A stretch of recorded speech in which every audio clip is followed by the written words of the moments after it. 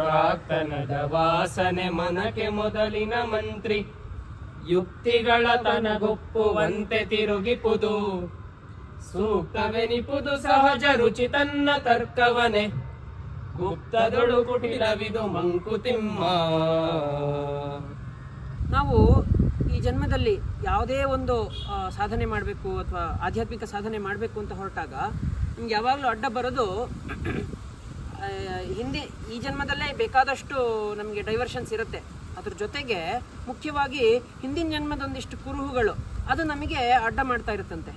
ಅಂದರೆ ನಾವು ಹಿಂದಿನ ಜನ್ಮದಲ್ಲಿ ಮಾಡಿರುವಂತಹ ಕರ್ಮಗಳಿಗೆ ಫಲಗಳು ಈ ಜನ್ಮದಲ್ಲಿ ನಾವು ಅನುಭವಿಸ್ತಾ ಇರ್ತೀವಲ್ಲ, ಅದರಿಂದ ಎಲ್ಲ ನಮಗೆ ತುಂಬ ಅಡೆತಡೆಗಳು ಬರ್ತಾ ಇರುತ್ತೆ. ಮತ್ತು ಆ ಅಡೆತಡೆಗಳು ಬರೋದು ಮಾತ್ರ ಅಲ್ಲ, ಆ ಹಿಂದಿನ ಜನ್ಮದ ಕರ್ಮದ ಫಲಗಳು ಏನು ಮಾಡ್ತವೆ ಅಂತಂದರೆ ಈ ಜನ್ಮದಲ್ಲಿ ನಾವು ಅರ್ಥ ಮಾಡ್ಕೊಳ್ತಾ ಇರೋದನ್ನು ಏನೋ ತನ್ನದೇ ಆದ ತರ್ಕವನ್ನು ತಂದ್ಕೊಳ್ಳೋದು ಎಲ್ಲ ಮಾಡ್ಕೊಳ್ಳುತ್ತಂತೆ. ಅಂದರೆ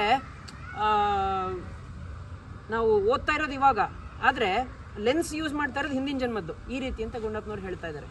ಸೊ ಹೀಗೆ ಒಂದು ರೀತಿ ಇದು ನಮ್ಮನ್ನು ಇಲ್ಯೂಷನಿಗೆ ತಳ್ತಾ ಇದೆ, ಕುಟಿಲತೆಗೆ ತಳ್ತಾ ಇದೆ ಅಂತ ಹೇಳ್ತಾ ಇದ್ದಾರೆ. ಅದನ್ನು ಬಿಡಿಸ್ಕೊಳ್ಳೋದು ಹೇಗೆ ಯೋಚನೆ ಮಾಡೋಣ ನಾವೆಲ್ಲರೂ ಕೂಡ.